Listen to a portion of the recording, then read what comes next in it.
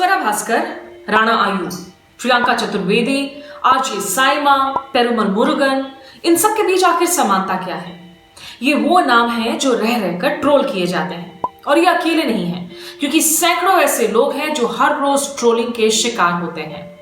भारत में आज संगठित ट्रोल हमलों के जरिए जनता की सोच में हर रोज जहर घोला जा रहा है, और हम और आप इसके सीधे टारगेट्स हो या नहीं, इस विषय को गंभीरता से लेने की जरूरत है, क्योंकि आज इंटरनेट की दुनिया में भीड़ तंत्र कायम है। लेकिन क्यों? ट्रोलिंग से जुड़े हुए ऐसे ही सवालों का जायजा आज हम लेंगे मीडिया बुद्धि के इस एपिसोड में। हाय एवरीवन, मैं स्मिता शर्मा। पहला सवाल ये कि आखिर ट्रोलिंग है क्या? ऑनलाइन इंटरनेट की दुनिया के दुर्व्यवहार के सबसे खराब रूप में से एक है ट्रोलिंग, और ट्रोल्स के शिकार कोई भी हो सकते हैं। कोई शख्सियत, कोई संस्थान, कोई एनजीओ, कहीं की सरकार, तो कोई समुदाय विशेष। ट्रोल्स कई तरह के हथकंडे अपनाते हैं।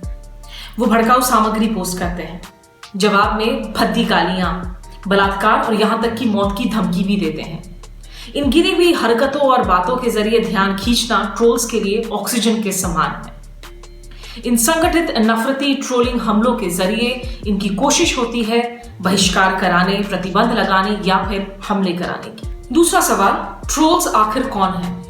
दरअसल ट्रोल शब्द स्कैंडिनेवियाई लोक कथाओं से आया है। आप इन्हें बदमिजाज, खतरनाक, बेईमान, मंदबुद्धि या बुरे किरदारों के तौर पर मान सकते हैं।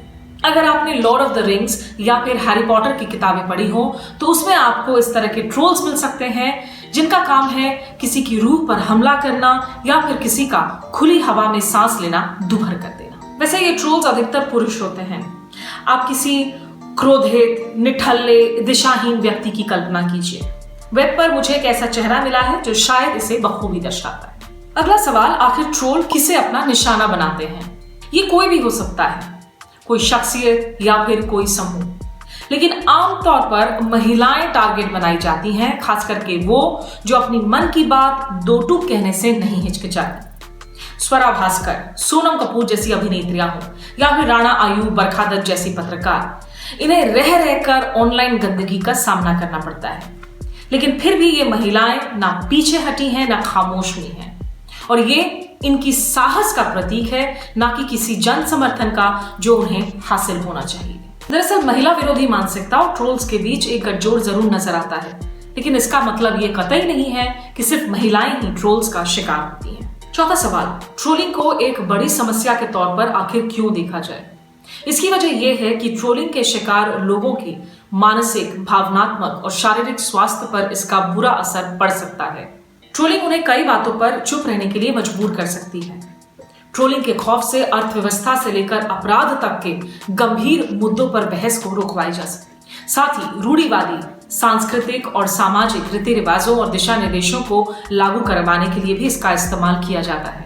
ट्रोलिंग के जरिए ये संदेशा भी दिया जाता है कि असली जिंदगी में किसी को नुकसान पहुंचाने की छूट है। तो साफ है कि ट्रोलिंग बेहद जहरीली है। हालांकि बहुत पुरानी दिक्कत नहीं है। दशक भर पहले सोशल मीडिया और स्मार्टफोन लोगों को जोड़ने के लिए एक इनोवेशन के तौर पर सामने आया, लेकिन इसी तकनीक का इस्तेमाल होने लगा समाज को तोड़ने और लोगों को परेशान करने के लिए। आज बड़े स्तर पर नफरत फैलाने के लिए ये एक आसान जरिया है। पांचवा सवाल, क्या ट्रोल्स संगठित होते हैं? अगर कोई अकेले भेड़िए की तरह अकेले ट्रोलिंग कर रहा होता तो शायद ये उतनी बड़ी समस्या नहीं होती, लेकिन भले ही ये ऐसा प्रतीत हो, हकीकत कुछ और ही है। पत्रकार स्वाति चतुर्वेदी, जो खुद कई बार ट्रोल्स के निशाने पर आई है, उन्होंने अपनी किताब के लिए कुछ ट्रोल्स से बात की। जिस पहले व्यक्ति का उन्होंने इंटरव्यू लिया, वो कहता है कि आमतौर पर ट्रोलिंग आसान है, क्योंकि साधारण लोगों को ये नहीं पता कि एक बड़े पैमाने पर ये संगठित होता है। तो अब आप सोच रहे होंगे कि आखिर ट्रोल्स को प्रायोजित कौन कर रहा है?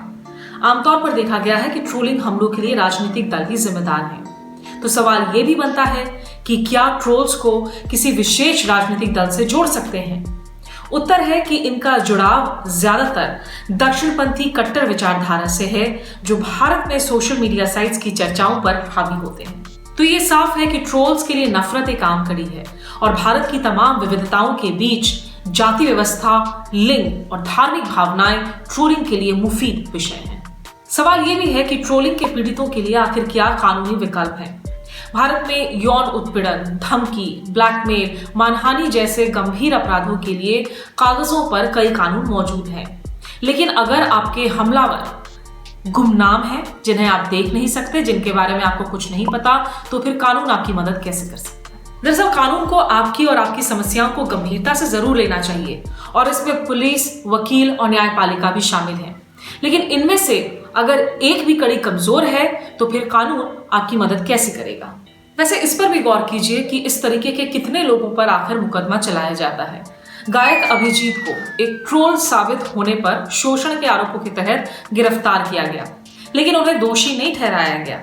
सजा सिर्फ इतनी मिली कि उनके ट्विटर अकाउंट को सस्पेंड कर दिया गया। वैसे एक नए रिपोर्ट के मुताबिक इस तरह के सस्पेंड हुए किरदार धड़ल्ले से किसी और नाम से अपना नया अकाउंट भी खोल लेते हैं। 8वां सवाल, हमें ट्रोलिंग की परवाह आखिर क्यों करनी चाहिए? दरअसल भले ही हम व्यक्तिगत रूप से ट्रोलिंग के शिकार ना बने, लेकिन ये हम सभी को प्रभावित करता है।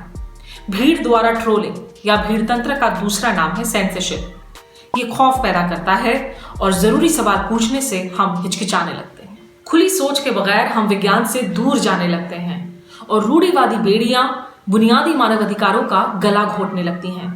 समाज की अच्छाइयों पर बुराइयां हावी होने लगती हैं। तो आखिर हम ट्रोलिंग के बारे में क्या कर सकते हैं? भले ही हम और आप ट्रोलिंग के निशाने पर ना हो या फिर हम उन लोगों की विचारधारा का समर्थन नहीं करते जो इसके शिकार बन रहे हो, फिर भी एक मानवीय स्तर पर हमें पीड़ितों का समर्थन देना चाहिए।